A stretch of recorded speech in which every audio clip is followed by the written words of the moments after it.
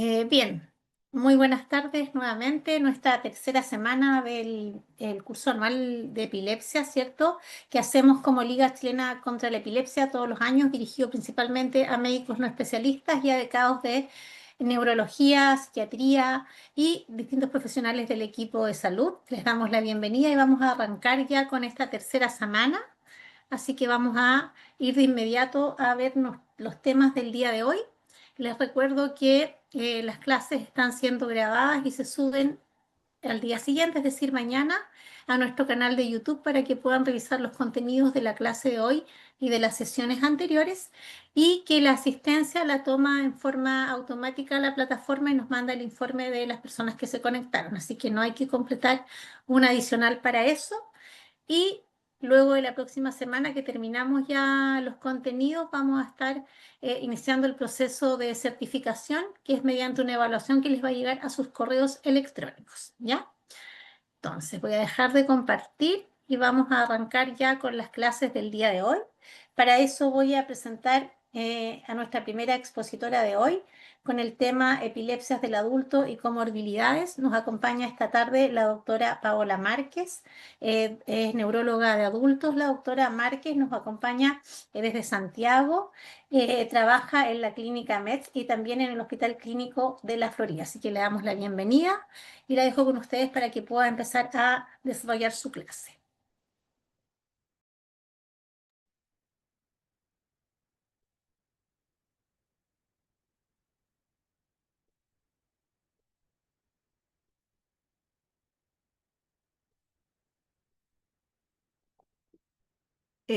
Buenas tardes, ¿se ve bien ahí, cierto? ¿Se Sí, escucha? está perfectamente bien. Ya. Está todo. Buenas tardes, los saludo. Estoy muy contenta de participar en este curso y vamos a partir porque son dos temas bien interesantes, ¿ya? Con respecto, este es el índice de la presentación. Bueno, les quiero contar que, bueno, las personas mayores de 60 años representan un segmento de la población que está en rápido crecimiento. La incidencia y prevalencia de la epilepsia tiene dos picos. El mayor es en el adulto mayor, ¿ya? Que tiene una alta incidencia poblacional sobre los 75 años, está un 25%. Les voy a mostrar una diapositiva en que la prevalencia y la incidencia arriba y prevalencia, tiene dos curvas o dos picos que son en los más pequeños, ¿cierto? Bajo el primer año de vida, y luego sobre los 60 años empieza a aumentar considerablemente. Siempre es una pregunta que hacen los pacientes: ¿por qué si tengo esta edad, tengo epilepsia, si la epilepsia es de los niños? Bueno, la epilepsia es de los niños y de los adultos mayores principalmente, ¿ya? La epilepsia es importante porque es la tercera enfermedad neurológica más frecuente sobre los 60 años, luego de la enfermedad cerebrovascular y las demencias. Y en el adulto mayor puede ser un gran desafío porque las causas y las manifestaciones clínicas de las crisis pueden diferir un poco en comparación a las personas más jóvenes. Esta es la tabla.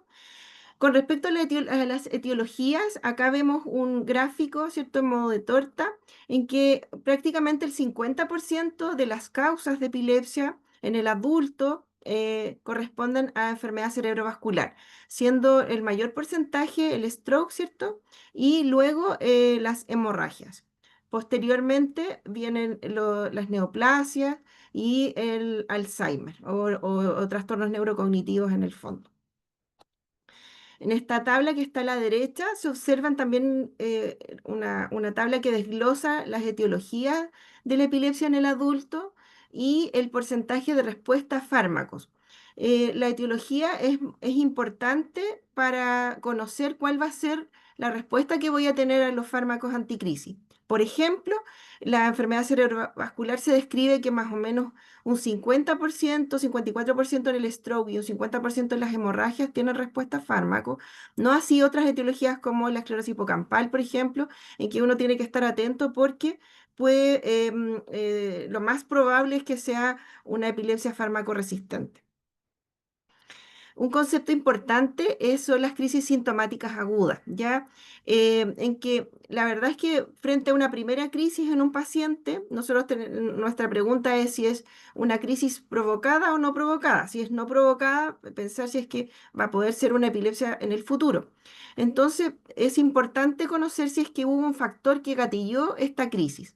Y esto, si es que tiene una asociación con un evento agudo, se llama crisis sintomática aguda, ya en que se interrumpe temporalmente la homeostasis metabólica o estructural de las neuronas y esto va aumentando con la edad, después de los 35 años, y va subiendo a medida que aumenta la edad.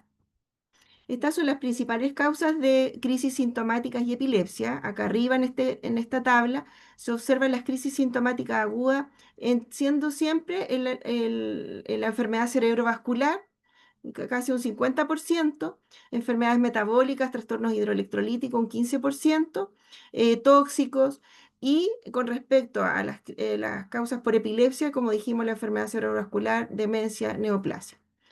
Y acá en la tabla que aparece número 2, se muestran los principales trastornos metabólicos hidroelectrolíticos con los valores que nos orientan a que es una crisis provocada o sintomática. ¿Ya? Por ejemplo, la glucosa, el sodio, el calcio, el magnesio, etcétera. También tenemos que considerar frente a una crisis o primera crisis, por ejemplo, que hay fármacos que están asociados a este contexto, siendo los antibióticos, sobre todo los beta-lactámicos, los que con mayor frecuencia pueden producir una crisis, ya en el contexto hospitalario principalmente. Y no olvidarse también que hay algunos antidepresivos como los tricíclicos, el bupropión, que pueden producir crisis. Este es un gráfico que muestra las causas de estado epiléptico inducido por fármaco. Acá, en este pequeñito que está en la letra A la izquierda, se muestran las diferentes causas, siendo el alcohol una causa importante y en este color café lo que es inducido por fármaco. Y dentro de este desglose que realizan ahí, el bupropión es uno de los fármacos que más asociado a, a producir estado epiléptico y crisis. Ahora, con respecto a las etiologías, la enfermedad, como dijimos, la enfermedad cerebrovascular y epilepsia es un predictor importante tanto para crisis sintomática agudas como para el desarrollo de epilepsia en los mayores de 65 años, ¿ya? Existe una relación bidireccional entre epilepsia y enfermedad cerebrovascular. Por ejemplo, un paciente que ha tenido una enfermedad cerebrovascular tiene una prevalencia de 5 veces mayor de tener epilepsia. Y al revés, también, un paciente que ha tenido, que tiene epilepsia también tiene más riesgo de tener un evento cerebrovascular. Ya importante considerar la temporalidad de las crisis que se presentan en los primeros 7 días de una enfermedad cerebrovascular se llaman crisis precoces o tempranas, ¿ya? Y esas tienen un bajo riesgo de epilepsia. Y las crisis tardías que se desarrollan después de los 7 días, esas tienen un mayor riesgo de epilepsia en el futuro porque tienen una fisiopatología distinta. La frecuencia de crisis también es diferente si es que es un infarto o una hemorragia, siendo mayores las hemorragias o en los infartos que tienen transformación hemorrágica. ¿Ya? También la recurrencia a 10 años como es importante porque los pacientes que tienen una enfermedad cerebrovascular y han tenido crisis precoces tienen un 33% de riesgo de tener epilepsia en el futuro y las tardías un 71%. Entonces, las tardías em, eh, tendríamos en el futuro diagnóstico de epilepsia. Y bueno, la epilepsia y la enfermedad cerebrovascular tiene mayor morbimortalidad. Con respecto a los factores de riesgo, tanto de crisis precoces como de tardías, hay distintas causas. Si es que el compromiso es cortical, dependiendo de la extensión del infarto, si hay presencia o no de transformación hemorrágica, los pacientes que tienen menor de 65 años y la fibrilación auricular. Y para las crisis tardías existen algunas escalas que se pueden utilizar que nos ayudan a predecir el riesgo de recurrencia y de epilepsia en el futuro. Está la escala SELECT en el infarto y CAVE en la hemorragia. Algo importante es que si yo trato una crisis precoz hasta que ocurriera antes de los 7 días, esto, claro, podemos utilizarlo temporalmente, pero esto no logra prevenir el riesgo de que aparezca una epilepsia en el largo plazo. Ya estas son las tablas de las escalas de riesgo para epilepsia como post-stroke donde aparecen diferentes ítems que entre mayor es el puntaje de estos ítems, el riesgo es mayor. Ya sobre todo, por ejemplo, la severidad del ACV, si es que hay compromiso de grandes vasos, si tuvo crisis precoce, eso da puntaje también si el compromiso es cortical o si es un compromiso extenso, por ejemplo, de la arteria cerebral media. Y acá en las hemorragias también, compromiso cortical, la edad menor de 65 años, un gran volumen y también si tuvo crisis precoces. Ahora, la otra etiología son las demencias. Sabemos que las enfermedades neurodegenerativas predisponen a epileptogénesis por diversos cambios bioquímicos y estructurales del sistema nervioso. Se conoce que hay pérdida de neuronas inhibitorias principalmente en áreas hipocampales y neocorticales. Hay cambios en el glutamato, hay alteración de distintos neurotransmisores y hay disfunción también de canales iónicos. Y en los adultos mayores con demencia se sabe que tiene un riesgo de 2 a 10 veces más de desarrollar epilepsia, ¿ya? Y las personas con Alzheimer específicamente tienen un 10 a un 20% de riesgo de tener una crisis no provocada en su vida. Eh, con respecto a las crisis, uno pensaría que ocurren más en la etapa más tardía de la enfermedad y no necesariamente así. Pueden ocurrir en distintas etapas, tanto en etapas tempranas y tardías de la enfermedad, lo cual también va produciendo deterioro funcional y alteraciones del comportamiento del paciente, ¿ya?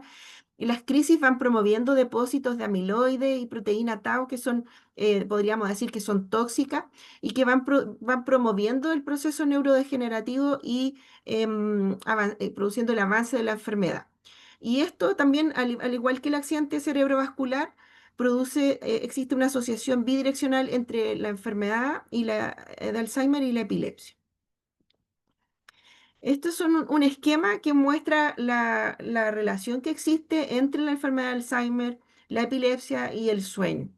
En los pacientes que tienen Alzheimer, el sueño se ve fragmentado y ahí es donde ocurre el mayor riesgo de descargas epilépticas y de crisis, sobre todo en la noche, lo que produce cierto epilepsia.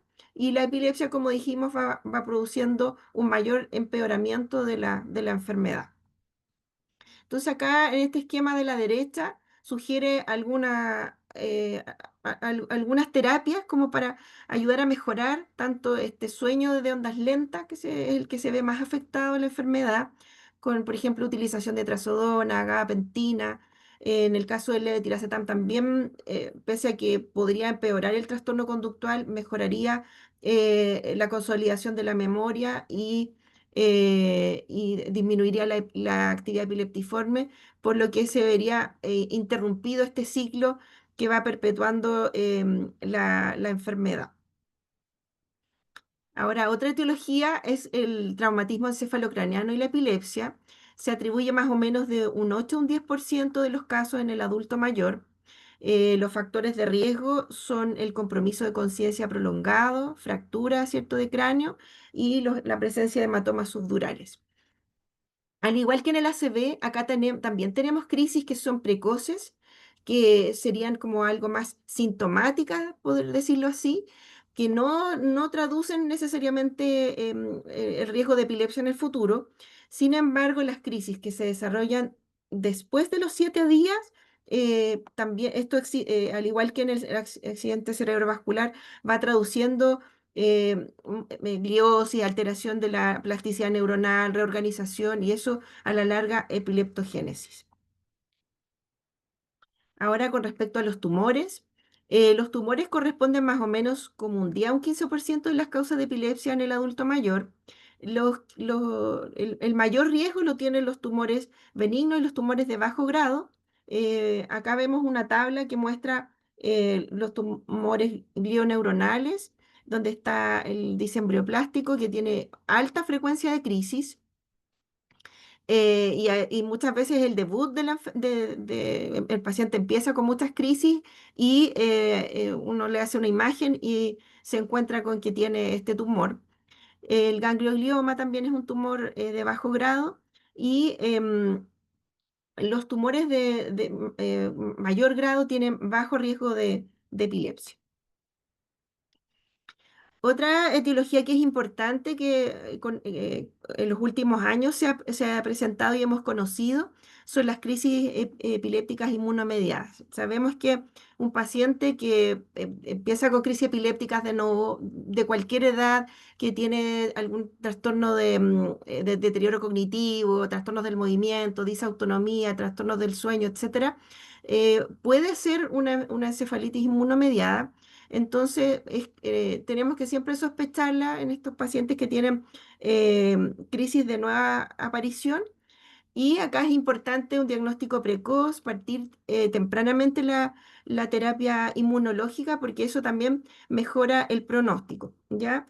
Y muchas veces, no todas las encefalitis inmunomediadas em, van a persistir con epilepsia, les voy a mostrar una tabla, y unas tienen más riesgo que otras, ¿ya? Por ejemplo, la conocida encefalitis autoinmune por el NMDA, con las clásicas crisis distónicas, ¿cierto? Faciobraquiales, tienen un alto riesgo de crisis sintomática aguda, pero el riesgo de epilepsia es bajito, ¿ya? Entonces, pasan un periodo largo en que hasta que ya la inmunoterapia hace su efecto, se puede tratar sintomáticamente las crisis con alguna fármaco anticrisis, pero sabemos que la mayoría no va a desarrollar epilepsia. Al igual que, por ejemplo, también la LGI1, y no así otras epilepsias, por ejemplo, como el anti-GAD, que produce una epilepsia del lóbulo temporal y que las crisis sintomáticas agudas son bajas. Sin embargo, el riesgo de epilepsia en el futuro es alto y generalmente son epilepsias refractarias. Ahora, con respecto a la presentación clínica, las crisis focales con alteración de conciencia siguen siendo la semiología más común, porque sabemos que se van desarrollando nuevas lesiones, como hemos visto. Las epilepsias generalizadas de inicio reciente, ¿cierto? Son poco frecuentes, más frecuentes en el adulto joven, donde tenemos la epilepsia mioclónica juvenil, la epilepsia con crisis tónico-clónicas aisladas. En el adulto mayor también son más frecuentes las epilepsias del lóbulo extratemporal y se describe, como conversábamos al principio, que la semiología de las crisis puede ser similar a las de la población más joven, pero algunos estudios han demostrado que hay algunos eventos atípicos, como episodios amnésicos, confusionales o también estados poictales que son prominentes y prolongados en los ancianos.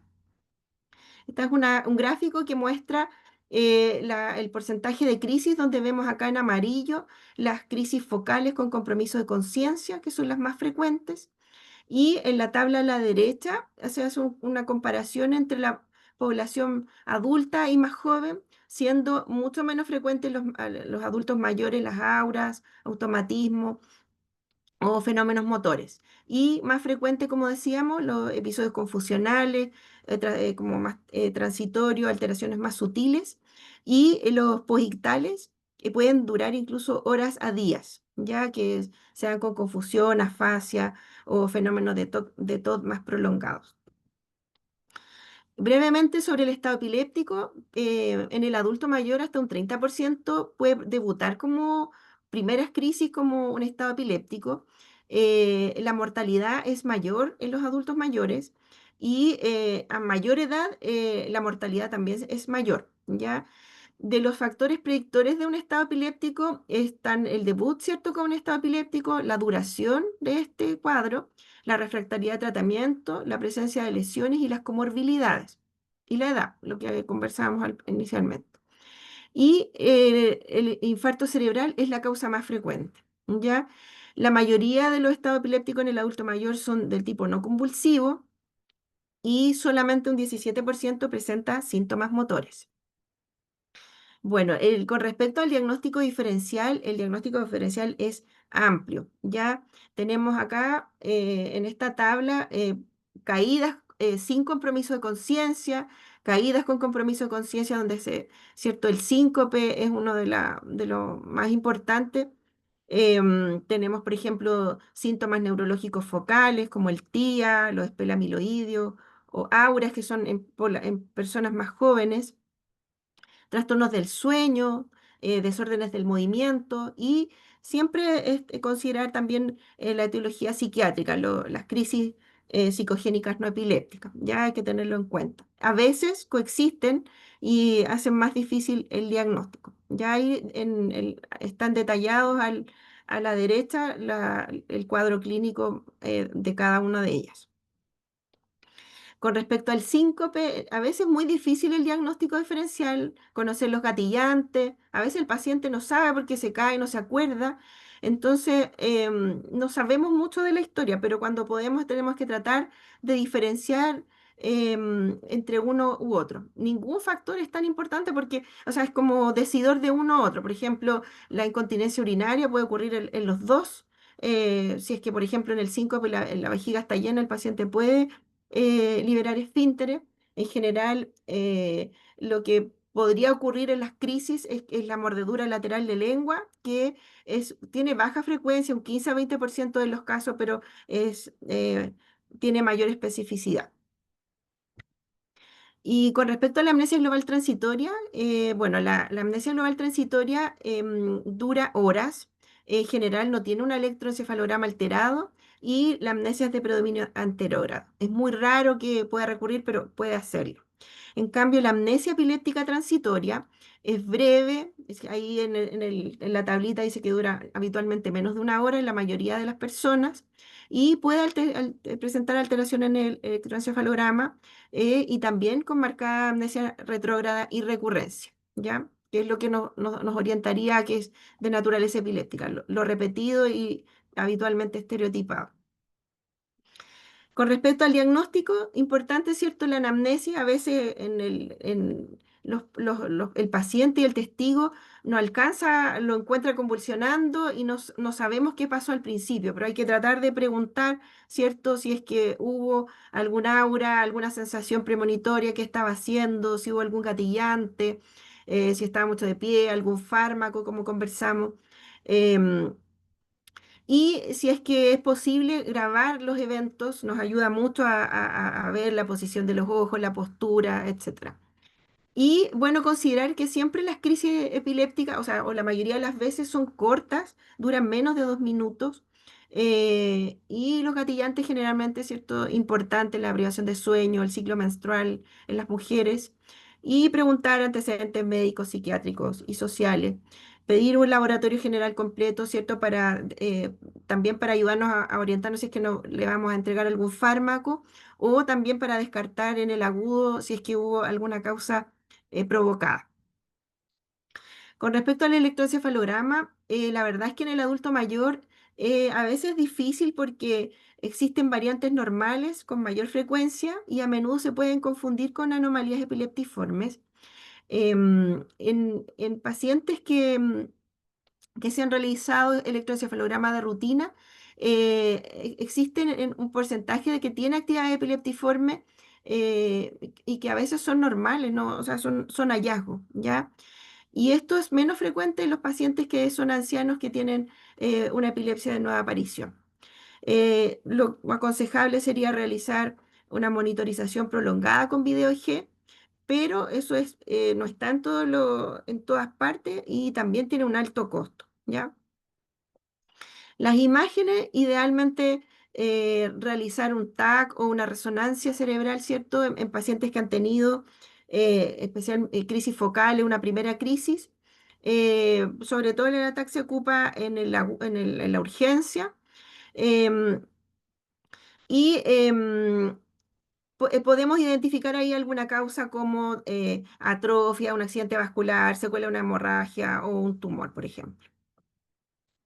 Y también considerar otros estudios complementarios, ¿cierto? Una punción lumbar o panel de encefalitis autoinmune, estudio de neoplasia oculta, según sea el caso y la sospecha clínica. Con respecto al tratamiento, bueno, es importante preguntarse primero, como conversábamos, si es que este evento es epiléptico, si fue o no provocado, si es que ha tenido eventos previos, si es que existen factores de recurrencia, eh, y ver todo lo que hemos conversado en el futuro. Es como lo que uno tiene que ordenarse y preguntarse, ¿ya? Para elegir un fármaco anticrisis va a depender de varios factores, la edad del paciente, el género, ¿cierto? La doctora no nos va a presentar más sobre mujer, pero es algo que tenemos que considerar el género de si es femenino o masculino, el tipo de epilepsia, frecuencia, severidad de las crisis, si es que es eficaz, si es seguro, los efectos adversos y las comorbilidades del paciente. Ahora, si pensamos que vamos a tratar un paciente, ¿por qué tratarlo? ¿Cierto? Pensar que el control de crisis mejora el funcionamiento cognitivo, mental y social del paciente. Además que si yo no trato una crisis epiléptica, puede existir mayor mortalidad, asfixia, estado epiléptico, suicidio o muerte súbita e inesperada por epilepsia, ¿ya? Y además esto en general beneficia al paciente, la familia y la epilepsia sabemos que constituye un estigma. Ahora, ¿cuándo iniciar el tratamiento? En los adultos, ¿cierto? Que tienen una primera crisis no provocada y que tienen un riesgo de recurrencia alto durante los siguientes años. Ya, por ejemplo, si tengo un paciente que ha tenido una crisis no provocada y que además tiene anomalía epileptiforme en el electroencefalograma, un examen neurológico anormal, si tiene crisis nocturna o una causa sintomática aguda, por ejemplo, un tumor o si tuvo un accidente vascular anteriormente y tuvo una crisis, uno dice, ya, tiene alto riesgo de tener otra crisis, entonces mejor tratarlo, ¿ya? Recordar los mecanismos de acción de los fármacos anticrisis, hay hartos fármacos, acá tenemos distintos mecanismos y eso es lo que tenemos que saber. Por ejemplo, los bloqueadores de canales de sodio que están acá arriba a la derecha, están el perampanel, que es un receptor, o sea, un antagonista de los receptores AMPA, el levetiracetam, que modula las vesículas CB2, y así. Entonces tenemos que recordar los mecanismos, distintos mecanismos de acción, porque eso también nos va a orientar en el tratamiento futuro, en los efectos adversos y también en las comorbilidades del paciente. ¿Ya? A recordar que hay fármacos que son potentes inductores anticrisis, como la carbamazepina, la fenitoína, el fenobarbital, y que afectan diferentes otros medicamentos, ya sea como las hormonas, o sea, los anticonceptivos, otros medicamentos anticrisis, producen osteoporosis, interactúan con quimioterápicos, anticoagulantes, etcétera. Entonces, eso también hay que tenerlo en consideración. Este es un trabajo que muestra un algoritmo como de fármaco apropiado según el tipo de crisis y ahí aparecen distintos grupos, como el grupo uno, por ejemplo, en el caso de, supongamos, las ausencias, la tuzuximida y el valproico. Y el segundo grupo, por ejemplo, la motrigina. Si el paciente no tolera o tiene efectos adversos, me puedo pasar al segundo grupo o al tercer grupo. Y así. Entonces es un buen ayuda a memoria para orientarse según el tipo de crisis que medicamento le puedo administrar. Em, Esta también es una tabla que se la dejé como resumen que muestra los principales fármacos anticrisis para los tipos de crisis que se utiliza, su mecanismo de acción, los principales efectos adversos que tiene cada uno, que son los que tenemos que estar atentos cuando controlamos al paciente, si son inductores o no, y el seguimiento que tenemos que realizar. Este también, así que este es una buena tablita de resumen, son los principales medicamentos que usamos acá en Chile. Ahora, con respecto al adulto mayor, sabemos que son casos especiales y las recomendaciones para epilepsia de nueva aparición tienen una evidencia B, la lamotrigina o el levetiracetam. El levetiracetam produce bastante efectos neuropsiquiátricos en los pacientes, somnolencia, así que es lo que hay que tener en consideración. ¿Ya? Y también se recomienda gabapentina también y la motrigina.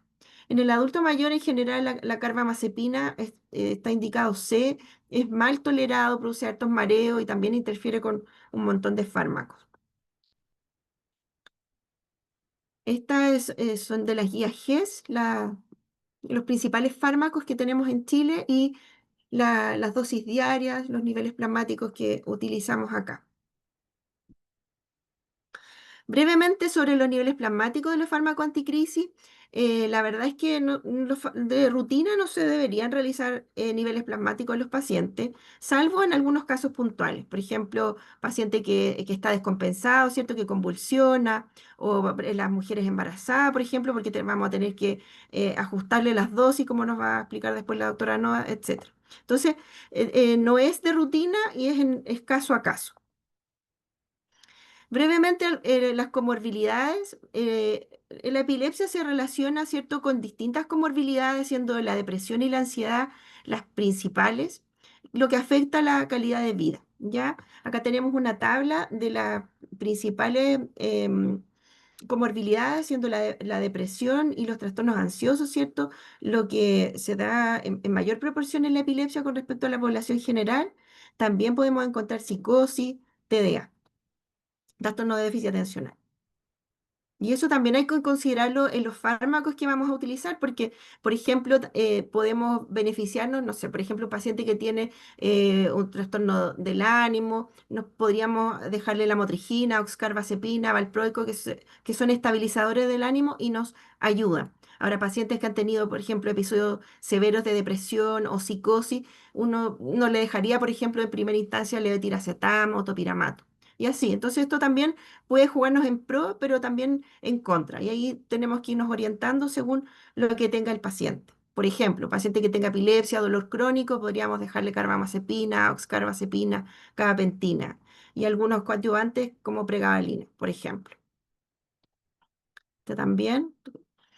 Y ya para ir terminando, considerar que el paciente que no responde, tenemos que hacernos las siguientes preguntas. Primero, si es que realmente el diagnóstico es correcto del paciente, entonces te hay que volver a revisar, volver a preguntar la anamnesis, porque pueden haber mimics como síncope, trastorno del movimiento u otras patologías que están simulando una epilepsia y que por eso a lo mejor el paciente no responde. O que el paciente tenga dosis incorrectas de fármaco, que a lo mejor estoy dando una dosis insuficiente. O que la epilepsia que tenga el paciente, yo por ejemplo el fármaco que le estoy dando le está haciendo peor. Por ejemplo, el paciente tiene epilepsia generalizada con una epilepsia mioclónica juvenil y le estoy dando fenitoína o carbamazepina, que eso podría exacerbar las crisis y producir incluso un estado epiléptico. O que es lo que vemos habitualmente, que el paciente no adhiere, que tiene privación de sueño, que abusa del alcohol o de drogas, ¿ya? Entonces, todas esas cosas tenemos que irnos preguntando después en los controles. Con respecto al pronóstico, los factores pronósticos incluyen la etiología, es la causa, ¿cierto?, de por qué se produce la epilepsia. Por ejemplo, acá tenemos en esta tabla que se basa en epilepsia fármaco-resistente, en que, por ejemplo, acá la epilepsia del lóbulo temporal, o sea, la esclerosis hipocampal, perdón, es una que tiene alta refractariedad igual que las displasias corticales. Entonces, también la etiología nos orienta a cómo va a ser el pronóstico del paciente. Ya también si es que el paciente sigue teniendo crisis y la respuesta temprana a tratamiento es un factor predictor importante a largo plazo de la epilepsia. Siempre considerar el manejo integral, ¿cierto? La educación, promover estilos de vida saludable. Hay que considerar también gatillantes ambientales, por ejemplo, el alcohol, mejorar el sueño, el ánimo, el estrés. Esas cosas son importantes para también la calidad de vida del paciente.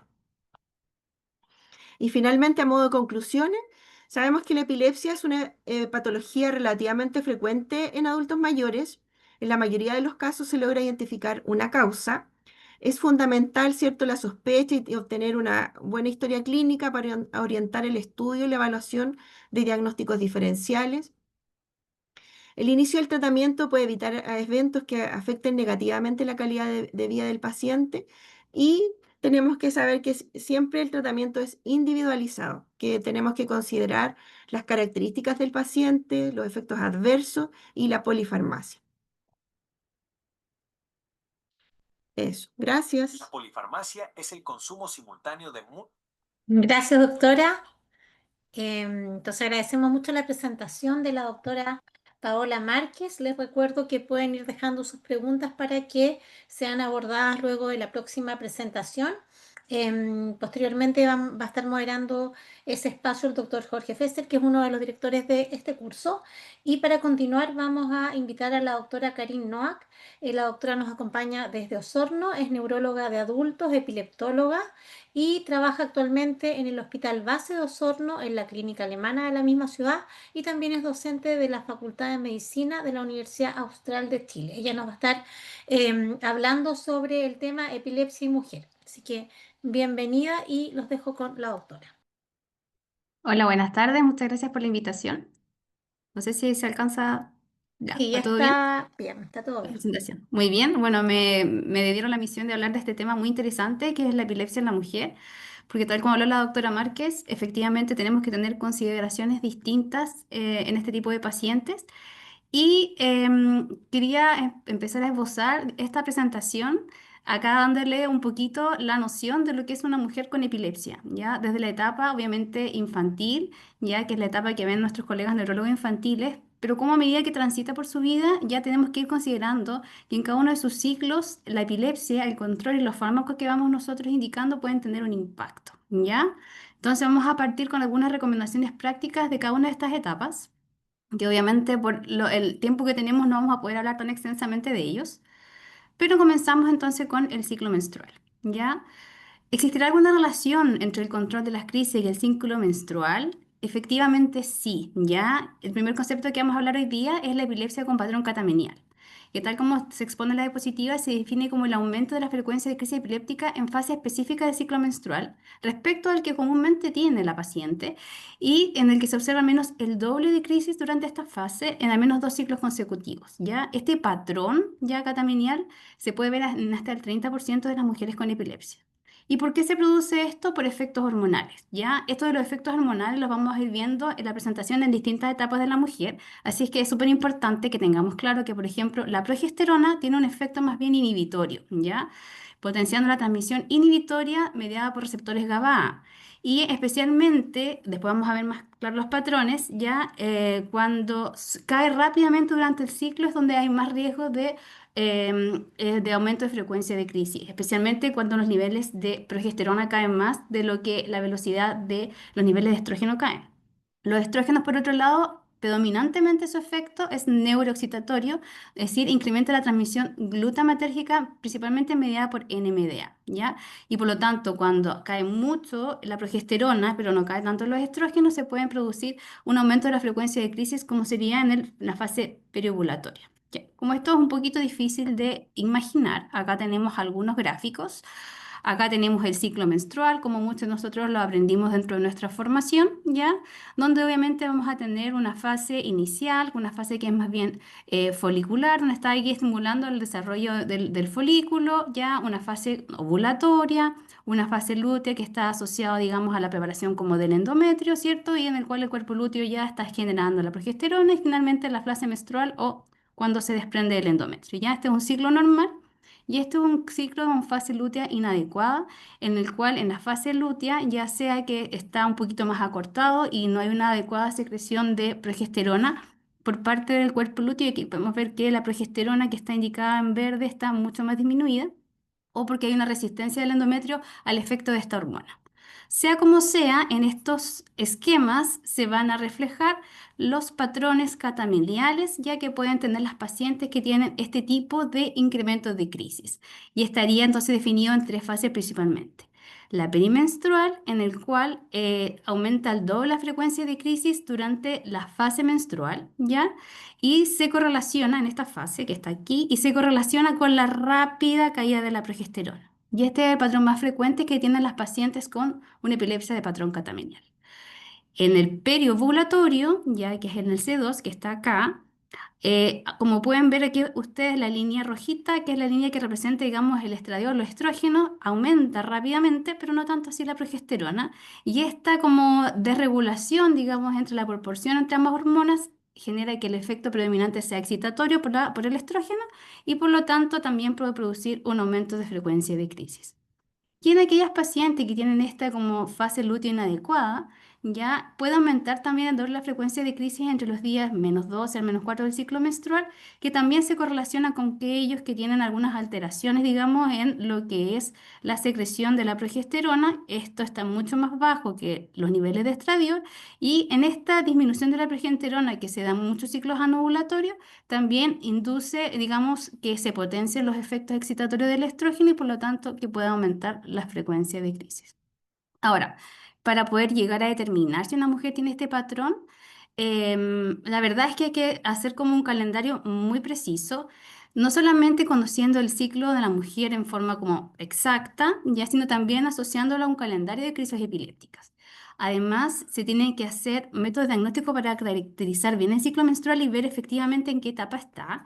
Y hay muchas veces incluso eso implica la determinación de niveles, por ejemplo, de progesterona en la fase lútea para ver si efectivamente hay una caída brusca, ya especialmente para los pacientes que tienen esta fase lútea inadecuada. O sea, es algo que va más allá de una simple conversación, digamos, que se puede dar en una consulta médica, que muchas veces quizás va a requerir del apoyo de un especialista ginecólogo, ¿ya?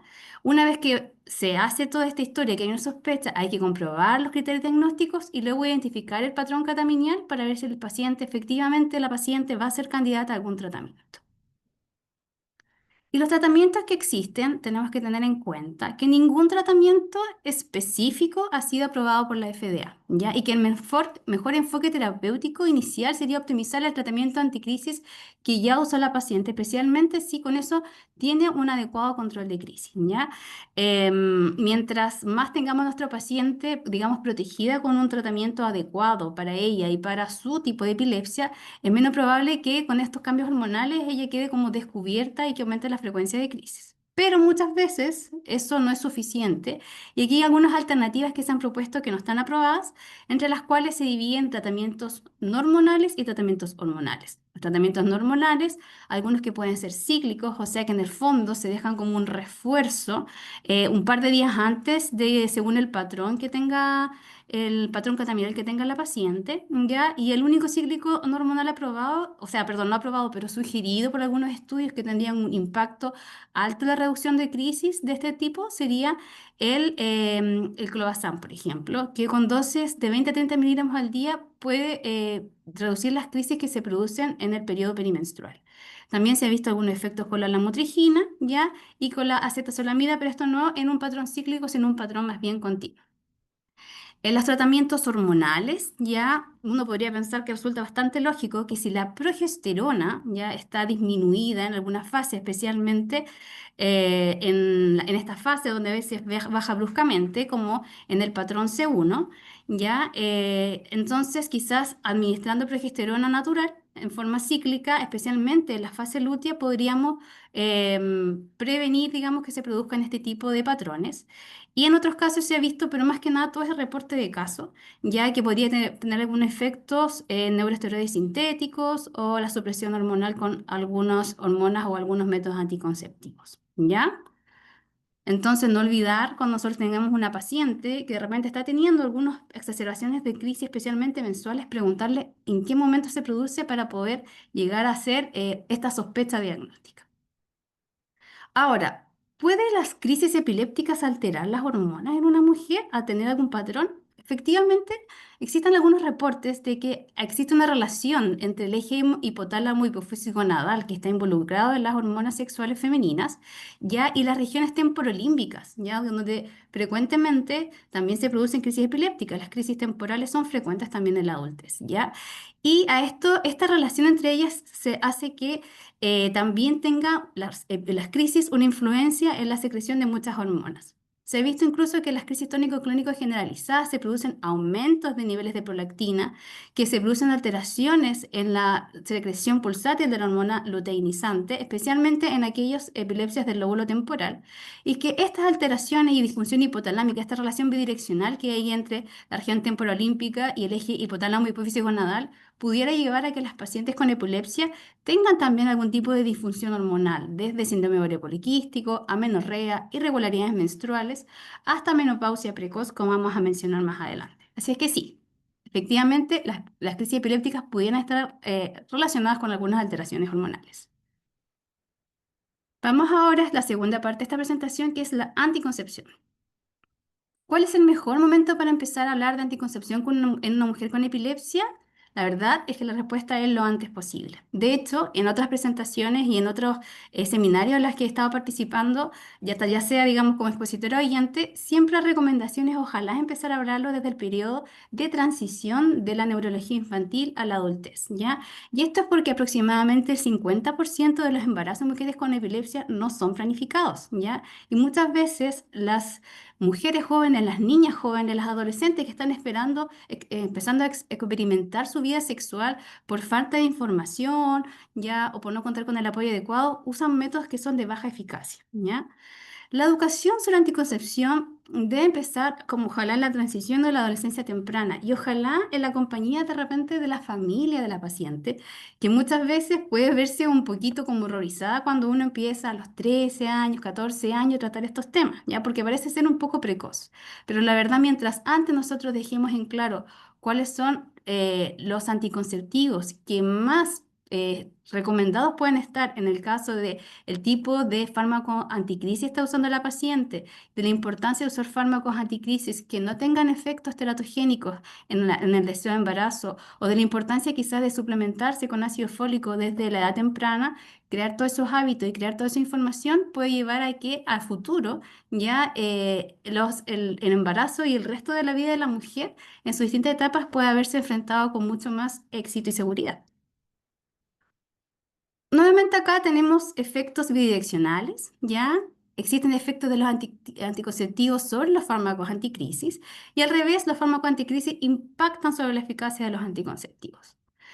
En sí, de los anticonceptivos en los cuales tenemos un poquito más de interacción son aquellos que contienen etinilestradiol, que en general son los anticonceptivos combinados, que son altamente usados todavía por nuestra población joven, ¿ya? Y el efecto es que el etinilestradiol es un inductor de la glucuronidación hepática, que es la segunda fase del metabolismo hepático y que está directamente relacionado con el metabolismo de la lamotrigina, ¿ya? Por lo tanto, lo que haría en el fondo sería disminuir los niveles de lamotrigina, ya en el caso de que la mujer esté usando este medicamento, y en menor medida de ácido valproico y oxcarbazepina, que también en realidad tienen metabolismo por también otras vías hepáticas.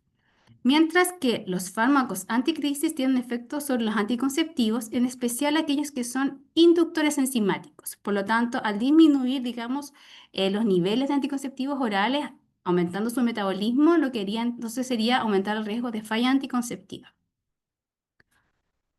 Acá hay unas tablas bastante interesantes y prácticas que hablan de los métodos anticonceptivos más adecuados o las opciones que existen para mujeres con epilepsia, ¿ya? Y también acá me gustó bastante que habla también del riesgo de embarazo en el primer año de uso. Tenemos acá muchos, especialmente uno de los más usados, digamos, en la juventud, que son las píldoras anticonceptivas que son combinadas, que tienen etinistradiol y progestina principalmente, que en realidad en los aspectos relevantes para una mujer con epilepsia es lo que hablábamos anteriormente, ¿ya? Que al ser usado con inductores enzimáticos, entonces podría bajar su eficacia, ¿ya? Y los parches y los anillos vaginales que también tienen etinistradiol, ya estamos hablando también que el etinistradiol pudiera tener impacto si es que estos parches están usados en mujeres que están usando también la motrigina, al igual que lo que hacíamos acá. Ya veíamos que el estradiol puede disminuir los niveles de la motrigina. Acá tenemos en la otra parte de la pantalla ya otros anticonceptivos que ya tienen un poquito más de indicación. Incluso acá las inyecciones, por ejemplo, de progestina, las inyecciones, digamos, que se ponen de acetato de hidroxiprogesterona, al producir amenorrea en algunas pacientes y alteraciones, digamos, en ese sentido, como estabilización del ciclo menstrual en aquellas pacientes que tienen ciclos disfuncionales, aquí se menciona que como relevancia o como dato, podría también contribuir entonces a la reducción de crisis en pacientes que tengan patrón catamenial, ¿ya? Y nos habla por lo menos de que tenga un impacto negativo en cuanto a la seguridad asociada a algún anticonvulsivante en particular.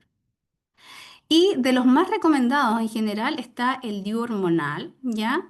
Que no solamente también puede producir una amenorrea o eliminar el sangrado menstrual, sino que no interacciona con fármacos anticrisis y además que la eficacia del DIU en sí como dispositivo mecánico no se ve afectado por ningún fármaco anticrisis. Entonces acá tenemos dos opciones bastante recomendadas, ¿ya? Aparte del hecho de que son dispositivos o métodos que duran bastante tiempo y disminuye el riesgo, digamos, de los olvidos que a veces puede ocurrir con las píldoras o de repente con los anillos, ya que tiene uno que tener la conciencia de estar teniendo un régimen y un hábito para poder ponérselo, tomárselo, cambiárselo.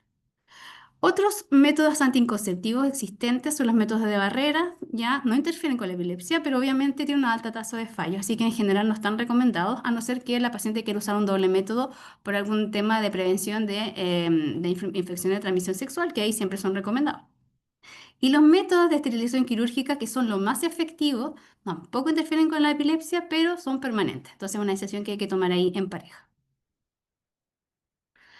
Ahora, existen recomendaciones en métodos anticonceptivos en función del fármaco anticrisis, ¿ya? Y esto también tiene que ver con el mismo perfil que estábamos hablando, desde aquellos fármacos anticrisis que son más inductores enzimáticos a otros que no tienen tanto efecto a nivel hepático. Entonces, principalmente la carbamazepina, el fenobarbital, la fenitoína, por ejemplo, que son ampliamente conocidos como inductores enzimáticos, ya en esos casos, si son los métodos, los fármacos anticrisis con los que las pacientes tienen un buen control de crisis, el método anticonceptivo recomendado sería principalmente un DIU o uno de depósito, ¿ya? En el caso de la lacosamida, el levetiracetam y el ácido valproico, ya como no tienen tanta interferencia con el metabolismo ni del anticonceptivo ni viceversa, potencialmente podrían ser utilizados todos. En lo personal, yo prefiero que usen un método anticonceptivo que tenga una menor tasa de falla posible y sigue siendo una buena recomendación estos que son como los dispositivos intrauterinos o los de depósito. La lamotrigina, ya veíamos que sí es un fármaco que se puede ver afectado especialmente por los combinados. Entonces, obviamente, evitar el uso de métodos anticonceptivos orales combinados que tengan etilenistradiol o estrógeno, ya, o en el caso de que este sea un método que realmente la paciente tiene que usar por algún otro motivo, ajustar la dosis de la lamotrigina, porque el estrógeno me va a bajar la dosis de la lamotrigina. Y considerar el ciclo extendido. Recordemos que muchos de los fármacos anticonceptivos, ¿qué pasa? Que se usan por un tiempo y luego tienen pastillas de placebo. Entonces, en los momentos que tengan un placebo, ya este efecto de baja de niveles de la motrigina inducida por los estrógenos se va a anular y puede entonces la paciente tener síntomas de toxicidad en esos periodos.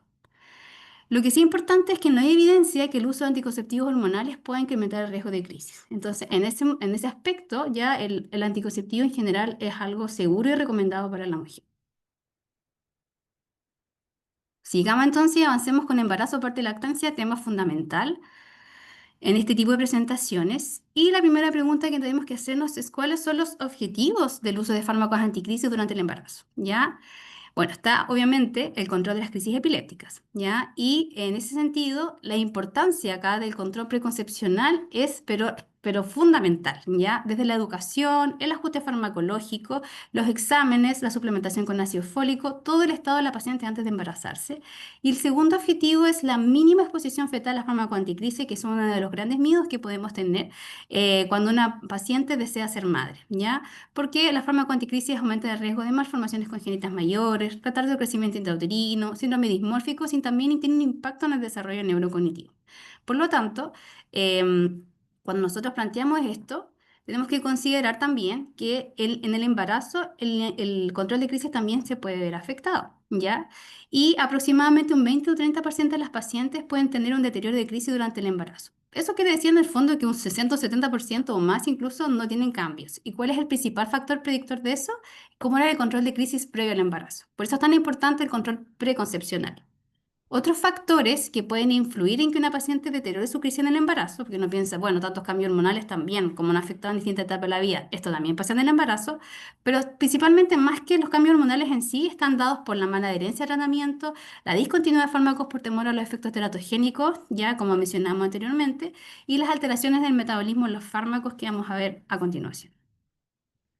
Ahora, ¿cómo seleccionar los fármacos anticrisis en la planificación del embarazo? Bueno, ahí es súper importante saber que existe un perfil de fármacos que son más seguros a unos que tienen más potencial teratogénico, y ahí el ácido valproico es uno realmente de los que más temidos, digamos, porque efectivamente es el que más riesgo teratogénico existe, y este riesgo, tal como vamos a ver acá en la tabla, es dosis dependiente. Es decir, mientras más dosis de valproato yo esté usando, mayor es el riesgo, y acá sale así como casi en un 20%, mientras que bajo 650 este riesgo baja bastante, ¿ya?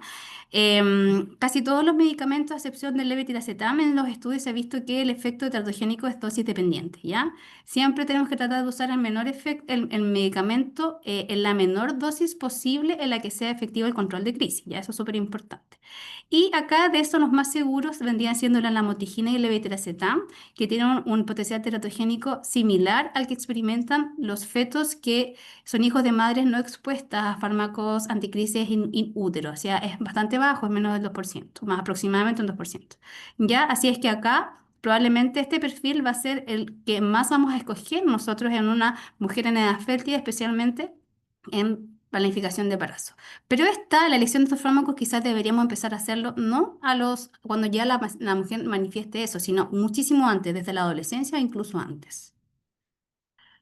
Habíamos visto que una de las causas de que se descompensara la epilepsia en el embarazo podía ser las alteraciones del metabolismo. Y efectivamente, donde más se producen alteraciones en el embarazo es a nivel del metabolismo hepático y a nivel de la excreción renal, ¿ya? En el metabolismo hepático, ya sea por inducción de la citocromo pre-450 o la uronil-gluconil transferasa, ya especialmente en algunos fármacos que tienen más metabolismo hepático, se produce entonces una disminución de la concentración sérica de fármaco anticrisis que puede ser bastante importante, ¿ya? Y que en esta fase los que más van a tener un impacto van a ser principalmente la lamotrigina, la oxcarbazepina y el ácido valproico, que como sabemos no se recomienda su uso durante el embarazo, pero no es infrecuente que muchas veces sin educación o sin la intervención previa nos lleguen muchas veces pacientes que ya están embarazadas con este fármaco. Y está acá también el efecto a nivel de la excreción renal, ¿ya? Efectivamente durante el embarazo se produce un aumento de flujo renal y filtración glomerular, ya que es mayor en el primer y segundo semestre, y que, o sea, que ya se puede ver a partir de esa fecha, y que va a poder alterar principalmente la excreción de fármacos que tienen más excreción renal, como sería el levetiracetam, pregabalina y gabapentina, y también un poquito también el de la motrigina, ¿ya? Esto está dado por muchos otros factores: la genética influye, la polifarmacia, el ambiente en el que está la paciente, el hecho de que use otros fármacos, y también esto del metabolismo de fármacos no es tan predecible de un embarazo a otro. Hay pacientes que tuvieron un tipo de metabolismo en un embarazo y en el otro embarazo esto va cambiando, pero tenemos que conocerlo porque entonces significa que durante el embarazo vamos a tener que realizar ajustes para mantener el mismo control de crisis que quizás tenía la paciente antes de embarazarse, si es que este era efectivamente un buen control de crisis.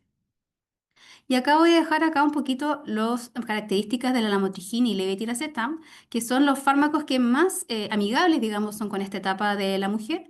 Ya la lamotrigina definitivamente es el fármaco anticrisis que uno son más estudiado durante el embarazo, ya que desde el inicio del embarazo puede haber afectado su metabolismo por aumento de clearance renal, y más en el segundo y tercer trimestre por metabolismo hepático, y que muchas veces requiere de un aumento de valores, o sea, de cantidad, digamos, de medicamento administrado, que incluso puede llegar a ser hasta el doble del que usaba previo al embarazo de la mujer. Pero considerar que los niveles vuelven rápidamente al basal entre el posparto de la segunda y tercera semana, si es que obviamente terminado el embarazo también tenemos que hacer un ajuste para evitar que la paciente también presente síntomas de toxicidad asociado a este aumento de dosis que tuvo en el embarazo. En el levetiracetam se pueden observar cambios desde el primer trimestre, ¿ya? Nuevamente también por un efecto principalmente renal, tiene un mínimo metabolismo hepático del levetiracetam que es muy marginal, pero los niveles también rápidamente vuelven al basal durante la primera semana postparto. ¿Qué tenemos que considerar entonces? Que en la elección de qué medicamento voy a tener en esta mujer en edad fértil, que tenemos con esta idea de embarazo, de cuál de los dos fármacos tiene un mejor perfil, va a depender del tipo de crisis, de la comorbilidad de la paciente, pero es muy importante conocer el basal antes del embarazo de cómo eran los niveles de plasmáticos, los exámenes de laboratorio de la paciente, y dependiendo de cómo sea el control de crisis durante el embarazo, ir repitiendo los niveles plasmáticos cada 1 o 3 meses para hacer los ajustes necesario. ¿Qué pasa después? Entonces viene el parto y el posparto. Ya uno de los miedos más grandes que tienen tanto las madres como muchos colegas o equipos de salud es que una mujer con epilepsia vaya a convulsionar durante el parto. La verdad es que el riesgo de crisis convulsiva es bajo, pero es importante regular la crisis porque obviamente tanto para la madre como para el feto esto puede ser dañino, ¿ya? Hay riesgo de hipoxia materno-fetal, acidosis fetal, entre otras cosas. Y en cuanto al manejo de la crisis durante el parto, lo más sugerido es el uso de benzodiazepinas. Ya en el posparto tenemos que considerar que si hubo aumento de dosis de fármaco anticrisis durante el embarazo, hay que realizar un ajuste entre 1 y 3 semanas, si fue la motrigina, por ejemplo, o levetiracetam, en los fármacos que está usando la paciente, y si usaron algún otro tipo de fármaco anticrisis que tenía más que nada como los típicos inductores hepáticos, quizás este decalaje puede ser más lento hasta 6 semanas posparto. Ya hay que tener consideración en el posparto en que la mujer tiene que recibir educación respecto a ella, al riesgo de crisis y al riesgo también de los cuidados del recién nacido, especialmente en aquellas mujeres que tienen epilepsias con crisis con compromiso de conciencia y que en esta etapa también se producen muchos cambios, tanto anímicos, privación de sueño, por lo mismo también puede haber un olvido de fármacos y ahí eso aumenta el riesgo de crisis. Y por lo tanto es una etapa en que la mujer también necesita mucho apoyo familiar de la pareja y también mucha educación. ¿Qué pasa con la lactancia? Bueno, la lactancia, la verdad es que siempre en todo aspecto hemos visto que tiene múltiples beneficios y hay muchas mujeres con epilepsia no amamantan porque tienen miedo a que el exponer a sus hijos a un fármaco que ellos están tomando. Y la verdad es que las concentraciones de fármaco anticrisis de leche materna son infinitamente menores que a las que el feto estuvo expuesto estando intraútero. ¿Ya? Así es que siempre se recomienda la lactancia como algo que sigue siendo muy beneficioso. Lo que la lamotrigina y el levetiracetam en comparación a otros fármacos tienen un mayor paso por la lactancia materna, ya siguen siendo bastante seguros, ya, y lo único que hay que hacer es educar a la paciente en caso de que ella vea ya que el bebé pueda tener algún síntoma que pueda indicar que está como con un exceso de efecto del fármaco, como sedación, hipoalimentación, ya. Y en esos casos solamente tampoco se recomienda suspender la lactancia materna, menos de golpe, porque también puede producir una privación en el bebé, pero sí quizás considerar una lactancia mixta y progresiva. Lo que sí, en cuanto a los beneficios de la lactancia materna, no solamente tenemos menos de riesgo de enfermedades en el niño, eso que es algo conocido ya, disminuye hasta el riesgo de muerte súbita, asma, etcétera, sino que se ha visto que en los niños de hijos de madres con epilepsia que fueron incluso expuestos a fármacos anticrisis intrauterinos, aquellos que fueron amamantados respecto de los que no, tuvieron un mayor coeficiente intelectual y desarrollo verbal a los 6 años. Así que sigue siendo una recomendación y sigue siendo un beneficio. Vamos a tratar ya de ir por la última parte de esta presentación, que es el climaterio y la salud ósea. Ya, también existe una relación entre el climaterio y la epilepsia, principalmente porque nuevamente la mujer está siendo sometida a cambios hormonales. Ya, durante la menopausia, las fluctuaciones bruscas a nivel hormonales pueden llevar a una exacerbación de la frecuencia de crisis. Así que ahí tenemos que tener mucho ojo. Pero una vez establecida la menopausia, ya bajando los niveles de estrógeno en la mujer, puede haber una disminución de la frecuencia de crisis, en especial en aquellas mujeres que tenían un patrón catamenial. Así que ahí súper importante. Ojo con el uso de terapia de reemplazo hormonal, que muchas veces eso significa uso de estrógenos, ¿ya? Y los estrógenos sabemos que muchas veces pueden incrementar el riesgo de crisis, los estrógenos administrados de forma independiente, ¿ya? Esto no está tan estudiado ni tan claro en el uso de la aplicación de estrógenos en dispositivos no orales, como por ejemplo parches o cremas, ahí no hay tanta información al respecto, pero hay que tener ojo y su recomendación tiene que ser indicada caso a caso y evaluada caso a caso. Y acordémonos que muchas mujeres con epilepsia tienen algunas disfunciones hormonales y en general las mujeres con epilepsia pueden tener menopausia precoz, o sea, pueden tener una menopausia adelantada 3 a 5 años con respecto a aquellas mujeres que no tienen epilepsia y eso también tiene un impacto en su salud. Acá tengo un esquema de el climaterio y la salud ósea de mujeres con epilepsia, que esto es súper importante, ya porque las personas con epilepsia tienen más riesgo de osteoporosis, ya hasta incluso 2 a 6 veces más riesgo de fractura que la población en general. Se ha considerado la epilepsia como un factor independiente para que esto ocurra, ya, pero también existen efectos dados por ejemplo, el hecho de que algunos fármacos inductores hepáticos ya producen una disminución de la vitamina D. Ya existe el aumento de riesgo de fracturas también en los pacientes con epilepsia porque las crisis con compromiso de conciencia pueden generar más caídas. La menopausia precoz hace que ya la paciente desde antes se vea expuesta, digamos, a esta disminución de estrógenos ovárica que inhibe los osteoclastos y aumenta el riesgo de osteoporosis. Los pacientes con epilepsia en general son pacientes más sedentarios, ya muchos tienen miedo de hacer actividad física porque tienen miedo a tener crisis y también una sensación entre epilepsia y muchos pacientes, o esto se puede ver incluso exacerbado en aquellos que consumen alcohol o fuman, o sea, estamos sumando factores de riesgo para la osteoporosis. ¿Ya? Bueno, también tenemos que ver que a continuación algunos medicamentos, algunos fármacos anticrisis se pueden relacionar más directamente, aparte del factor independiente de la epilepsia sobre la menopausia, con el hecho de tener alteraciones de la resorción ósea. Por ejemplo, acá tenemos la carbamazepina, la fenitoína, el fenobarbital, nuestros fármacos inductores enzimáticos por excelencia. También acá está mencionado el cinovamato y la oxcarbazepina ya que van a alterar, digamos, van a como promover a través de algunos cambios, algún efecto hepático, la forma más inactiva de la vitamina D, ya disminuyendo la absorción del cálcio, aumentando la PTH y generando mayor resorción ósea, ya, y también acá el ácido valproico, que no tiene el mismo mecanismo inductor hepático, sino que es más bien un inhibidor hepático, tiene también otro efecto que finalmente igual va a impactar en una mayor inactivación de la forma de vitamina D, la activación de osteoclastos, ya, y también va a tener un efecto directo sobre los osteoblastos, generando un hueso mucho más poroso. Y por lo tanto, mediante distintos mecanismos, ambos tipos de fármacos van a generar un mayor riesgo de osteoporosis. Hasta ahora, el uso de la lamotrigina, la cosamida y el levetiracetam no ha demostrado tener gran impacto sobre la salud ósea, pero aún se requieren más estudios al respecto. Pero si nosotros tratamos de elegir como un medicamento que en cuanto a salud ósea sea un poquito más seguro, estos por lo menos hasta ahora serían los que podríamos como escoger.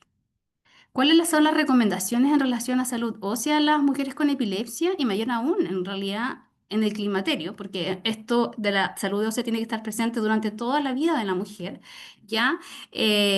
Primero, y probablemente la intervención como más importante va a ser la que está a este lado de la pantalla, que es el estilo de vida saludable.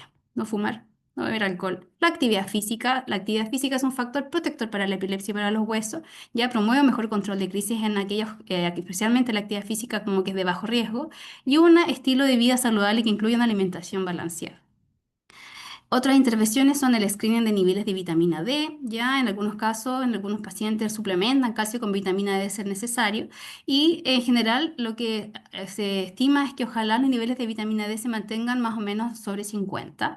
Obviamente en caso de factores de riesgo es que yo piense que el paciente puede tener más riesgo de osteoporosis porque muchos pacientes con epilepsia no solo tienen epilepsia, especialmente ya en la etapa del climaterio, solicitar densitometría ósea y obviamente derivar al endocrinólogo para su interpretación y manejo. Y el uso de fármacos anticrisis de menor impacto sobre la salud ósea debe ser algo evaluado en especial desde la juventud, ya sea no empecemos a tratar de cambiar fármacos recién en el climaterio. Esto tiene que ser como una visión a futuro y progresiva, ¿ya?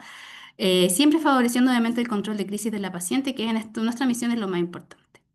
Y lo último, ya para terminar esta presentación, ya tiene que ver con que acá, aparte del tema de la epilepsia y la menopausia, ambos, tanto la epilepsia como menopausia como fenómeno, se asocian a un montón de otros factores por lo que está pasando cualquier mujer, pero más encima, la epilepsia en sí agrega un factor de riesgo para el riesgo cardiovascular, ¿ya? Los pacientes con epilepsia tienen algo que se llama corazón epiléptico, que es por cuando los pacientes son refractarios, con alta frecuencia de crisis, que esto genera hipoxemia, efectos catecolaminérgicos y asociado al uso de algunos fármacos inductores, entonces aumenta el riesgo cardiovascular para aterosclerosis acelerada. Acá tenemos el factor también del trastorno del ánimo, ¿ya? Que ya lo ven las mujeres con menopausia y las mujeres con epilepsia aún peor, ¿ya? Y que también hay algunos fármacos que pueden ser un poquito más deleterios en este aspecto, ¿ya? Y que es bastante frecuente en los pacientes con epilepsia en general. Trastornos del sueño, ya sea dado por la alta frecuencia de crisis o por los efectos de los fármacos anticrisis sobre la arquitectura del sueño. Y el deterioro cognitivo, que es algún síntoma transitorio en las mujeres menopáusicas o en el climaterio, con alteraciones en la atención y la memoria de trabajo, y que se puede impactar más por la epilepsia misma, la causa, la localización, la refractaria de las crisis y también el efecto de algunos fármacos anticrisis y de la politerapia, ¿ya? Por lo tanto, y para terminar, en esta presentación que fue un pincelazo de todo un poco, la epilepsia de la mujer requiere un enfoque integral, considerando la etapa del ciclo vital en que se encuentra la paciente, pero siempre con proyección a futuro. Desde chiquitita yo pensando en que las decisiones que yo tome en cuanto a los fármacos también van a tener un impacto en su vida. La educación es una de las intervenciones más importantes en epilepsia y es fundamental en el tratamiento de la mujer, ¿ya? Y yo siento que también esta parte que voy a decir es súper importante. El seguimiento de una mujer con epilepsia es un trabajo a ejecutar en los tres niveles de atención, desde APS hasta el nivel terciario. No es responsabilidad exclusiva del neurólogo, ya tiene que ser de todo el equipo de salud y además muchas veces de otros especialistas, ya que nos pueden apoyar en distintas etapas, como por ejemplo el ginecobstetra, endocrinólogo, entre otras cosas. Y la elección de fármaco anticrisis debe ser siempre evaluada caso a caso, con el objetivo de tener el mejor control de crisis con los menores efectos adversos posibles. Eso, muchas gracias. Muchas gracias, doctora. Entonces, le pedimos que se integre acá al panel de discusión ahora de las preguntas. Para eso voy a invitar también que prenda su cámara al doctor Jorge Fester, que va a estar moderando este espacio, y también a la Paola Márquez, que nos acompañó, a la doctora Paola Márquez, que nos acompañó en la primera parte de la sesión de hoy. Hay que dejar de compartir esa presentación y vamos a las preguntas, dejándoles la palabra ahora al doctor Fester y a ustedes. Yo me retiro un ratito. Bueno, buenas noches. Hemos escuchado dos excelentes presentaciones de temas que son muy extensos, ¿ya? Voy a partir tocando algunos aspectos clínicos, pidiéndole a la doctora Márquez que nos explique si hay muchas diferencias en la epilepsia de un adulto relativamente joven o un adulto mayor, ¿ya? Porque, ¿y cuáles serían las dificultades en diagnóstico, sobre todo extremos de la vida? ¿Ya? Hay más diagnósticos diferenciales, la cosa es muy distinta. Explíquenos algo de esto, doctora Márquez. Ya, sí, efectivamente en el paciente adulto joven, eh, puede ser que las crisis sean más floridas. Ya en el adulto mayor tenemos más diagnósticos diferenciales, como dice el doctor, y también la clínica a veces no son las crisis tónico-clónicas evidentes que se ven más en la población joven. Hay más crisis focales, tanto en adultos como en adultos mayores. Pero también, como conversábamos en la presentación, hay crisis que son más sutiles, hay más cuadros de compromiso de conciencia, los pacientes están más tiempo con somnolencia o más soporosos, tienen pocas manifestaciones motoras o son muy sutiles y además también el posictal es prolongado, sumado a que los pacientes mayores usan varios fármacos y a veces tienen múltiples comorbilidades. Así que en ese caso sí, sí es diferente. Ya, perfecto. Gracias, doctora Márquez.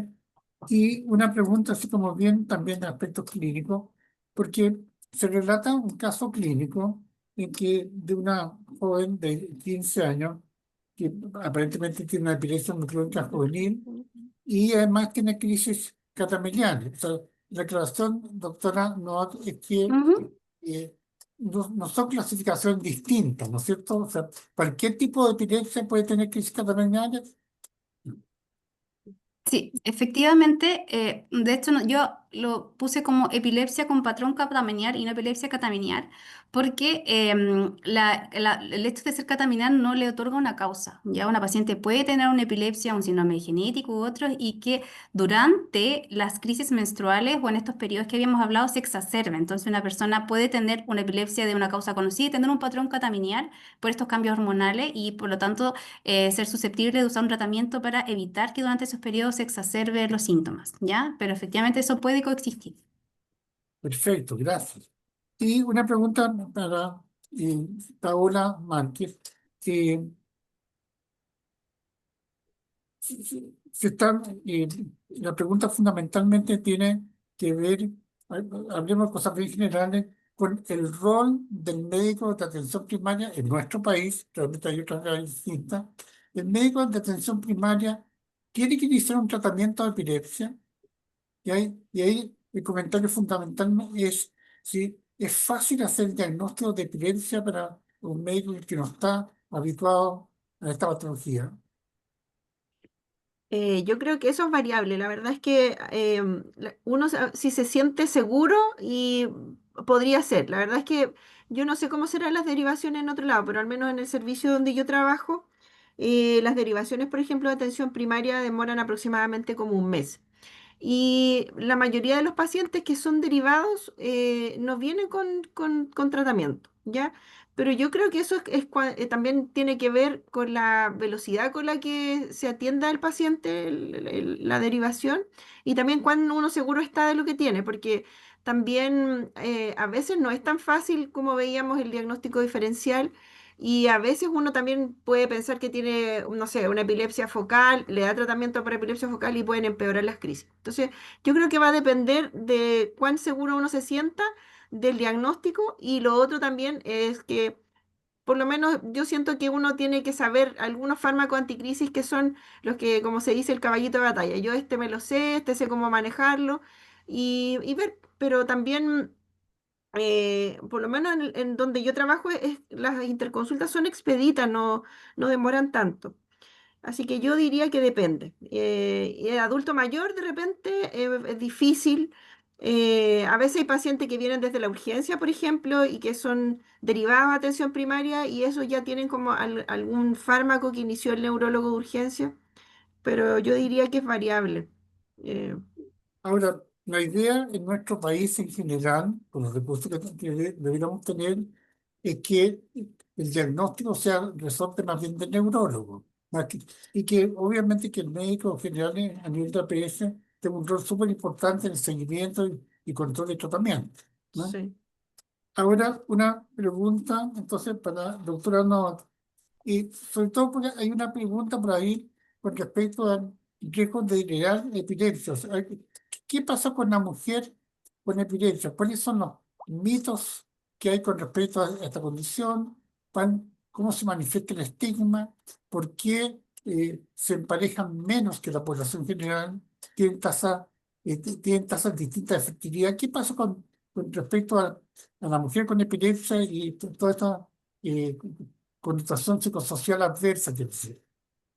Sí, efectivamente, se ha visto que las personas con epilepsia se emparejan menos muchas veces por temas como de autoestima, de estigma, de sentir, por ejemplo, que ellas son personas como distintas a otras y también con eso no tienen el mismo derecho de desarrollarse ni como mujeres ni como familia, ¿ya? Las tasas de fertilidad pueden ser distintas tanto como por las alteraciones hormonales que habíamos dicho, como también por el impacto que pueden tener algunos medicamentos que usan los pacientes. Eso incluso influye también en la libido, ¿ya? Y también los deseos de maternidad cambian porque muchos pacientes, y durante mucho tiempo, hace muchos años atrás, muchísimos años atrás, a muchas mujeres con epilepsia se les decía, usted no puede ser madre, ¿ya? O sea, considere casi que esterilizarse. Eso ahora se ha ido cambiando a la medida que van saliendo más información, perfiles medicamentos que son mucho más seguros, educación, preparación y acompañamiento, que yo creo que es una de las principales cosas que tenemos que hacer como profesionales de salud. Y en la medida que también, así como esta misma institución, la Liga, también entrega mucha educación, ya hay muchas oportunidades de informarse al respecto, porque yo creo que esa es una de las principales intervenciones, saber que la mujer con epilepsia no es una persona epiléptica, no es su condición y su enfermedad, sino que es una persona con una condición que tiene derecho a desarrollar su vida como mujer en cualquier etapa. Ahora, doctora Márquez, en los estudios de población, ¿hay incidencias distintas en hombres y mujeres de epilepsia? ¿O cómo se llama la epilepsia? Porque aquí usamos una clase específica de epilepsia mujer, ¿no es cierto? ¿No? Sí. En ¿La general, epilepsia está mejor representada en la mujer, en el hombre? ¿Qué pasa en esto? en general son similares la frecuencia de epilepsia entre hombres y mujeres. Algunas causas se dan más en hombres, por ejemplo, los TEC, generalmente es más joven y son más graves, pero la verdad es que no hay una diferencia entre hombre y mujer. Perfecto. Y para la doctora, en algún momento se hablaba que los métodos anticonceptivos había que combinar métodos, usar siempre uno de barrera más el otro método. ¿Cuál es la recomendación actual? La Porque recomendación actual sigue siendo, ojalá, elegir un dispositivo o uno de depósito, pero esto es en cuanto a la recomendación del método anticonceptivo en sí, ¿ya? Yo siempre sigo insistiendo que en el caso de una sexualidad segura, especialmente en algunos casos en que uno no tiene una pareja estable o está comenzando, siempre un método de barrera adicional es seguro para enfrentar las infecciones de transmisión sexual, ¿ya? Pero en cuanto solamente el efecto anticonceptivo y la disminución, digamos, del riesgo de embarazo asociado al uso de fármacos anticrisis, lo más recomendado están siendo estos últimos, digamos, de dispositivos intrauterinos, ¿ya? Y cada vez menos la recomendación absoluta de los anticonceptivos orales. perfecto. Con respecto a diagnósticos diferenciales, hay una pregunta de cómo diferenciar un estatus como epiléptico no convulsivo de una crisis psicógena no epiléptica. Doctora Márquez, ya esta pregunta se formuló, ¿no?, en la clase anterior de este curso, pero a lo mejor vale la pena volver a recalcar cómo uno podría hacer diagnóstico diferencial entre estas dos condiciones. Bueno, a veces el diagnóstico es difícil, sobre todo porque a veces o en un porcentaje alto de pacientes epilépticos coexisten, entonces no es fácil. Yo creo que acá es importante la historia. No hay ningún signo que sea como patognomónico de una u otra, ¿ya? Pero en el fondo, si es que el paciente, siempre uno se basa en las crisis epilépticas que son habitualmente cortas y son similares. El circuito que descarga en nuestro cerebro es similar, entonces las crisis duran más o menos lo mismo y la presentación clínica es similar. A veces hay pacientes que, como digo, tienen las dos cosas y es difícil. A veces hay que apoyarse de algunas otras cosas. Por ejemplo, porque si yo tengo un paciente, no sé, adulto mayor, que partió con crisis psicógenas a alta edad, igual eso es raro. O sea, yo no pensaría, por ejemplo, que un adulto mayor puede ser, pero que tenga una crisis psicógena y que partió tardíamente, es raro. Y lo otro es que también si es que hay testigos, si son muy largas, y también hay que corroborar con algunos exámenes y compromisos, y si es que nos podemos apoyar de un electroencefalograma o un video electroencefalograma más largo. Pero no hay algo categórico, según yo. Hay que ver caso a caso. Pero reforzando la pregunta, en adultos mayores, por ejemplo, que obviamente el estado epiléptico no convulsivo es mucho más frecuente en los extremos de la vida, ¿no es cierto? Sí. ¿Ya? Y las crisis psicógenas son más frecuentes a esa edad, ¿no? No, Eso, en general las crisis psicógenas son más frecuentes en edades medias de la vida, más frecuentes en mujeres y también buscar antecedentes de trauma, de violencia intrafamiliar, abuso sexual, que también apoya un poco más el tema de la crisis psicogénica, pero no necesariamente lo descarta. Pero como decía, por ejemplo, si yo tengo un paciente adulto mayor que está comprometido con ciencia, no es lo que uno primero piensa que es una crisis psicógena. Puede ser, pero es raro a esa edad. Yo creo que el principal problema es que es la edad más joven que hay, más, entre mayor piensa que es más orgánico en el fondo. Perfecto. Ahora hay una pregunta muy interesante para la doctora Noack, porque su presentación mostró esta imagen de la mujer, ¿no es cierto?, a lo largo de su vida. Bueno, la pregunta es que se refiere a un manejo de una paciente que está usando ácido valproico con buen control de crisis, bueno, que llega a su pubertad, ya su etapa fértil. ¿Qué hacemos con ácido valproico? ¿Lo mantenemos? ¿Lo cambiamos? Y es una pregunta muy interesante y nos vemos todos los días expuestos a este caso, ¿ah? En los neurólogos infantiles y los adultos. Y es que en general, obviamente tenemos que considerar el tipo de epilepsia. Tenemos que considerar que aproximadamente las epilepsias generalizadas idiopáticas, antes ahora conocidas como genética, como el 30% responde solo a ácido valproico, ¿ya? Entonces, en muchos casos lo que nosotros hacemos es conversar con los pacientes, plantearles esto y le decimos, sería lo ideal cambiarlo por la motrigina o el levetiracetam, ¿ya?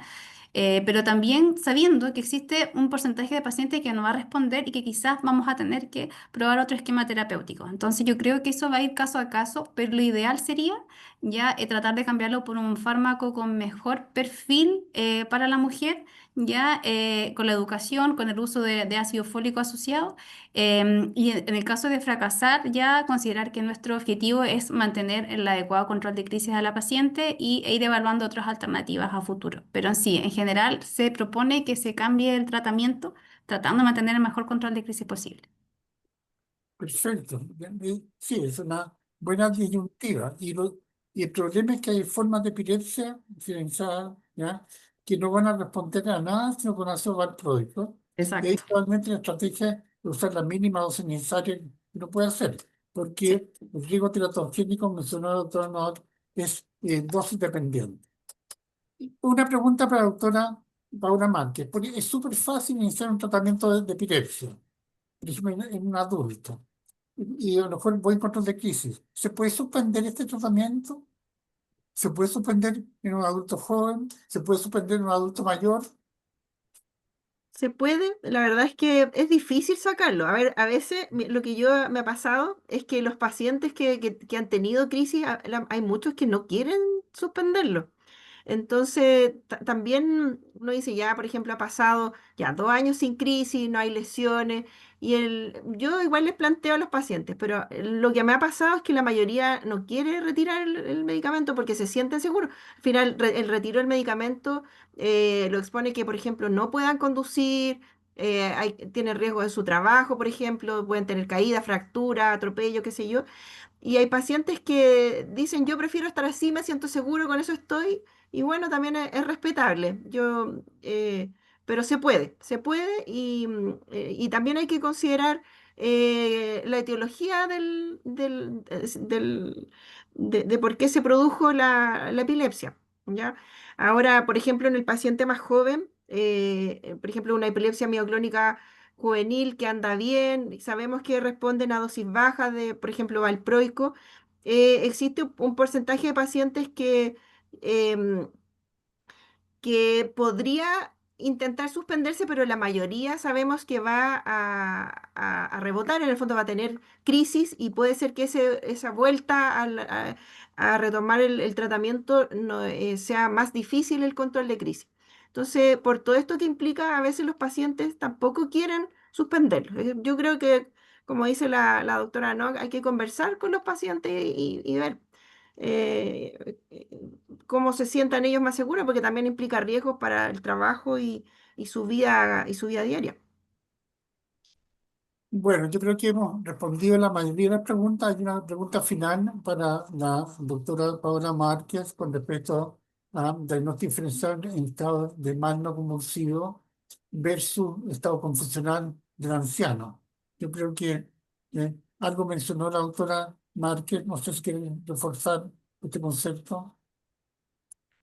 ¿Eh? Lo que pasa es que, claro, en los ancianos dijimos que las manifestaciones clínicas son un poco atípicas y oligosintomáticas. A veces un estado epiléptico puede ser no compulsivo puede ser un estado confusional o el abuelito, por ejemplo, que tiene deterioro cognitivo y que está más comprometido.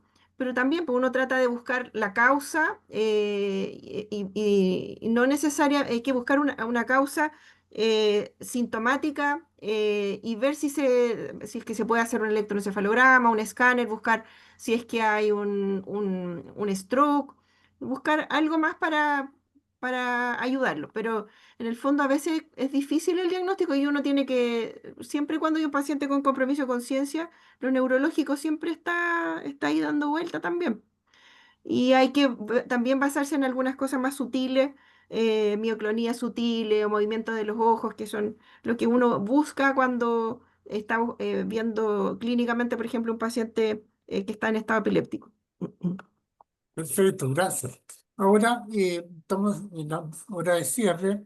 Le voy a pedir a la doctora Karin Noa que me dé un mensaje para la casa con respecto a Dirección Mujer, que sería lo fundamental para que no estamos. eh, Yo creo que lo fundamental es justamente acordarnos de eso, que aparte de ser una persona con epilepsia, también es una mujer, e ir investigando en el ciclo de vida en que está, ya si tiene algunas otras inquietudes, si tiene algún otro efecto, qué medicamento está usando, si necesita derivación a los especialistas. Nosotros de repente nos olvidamos de eso.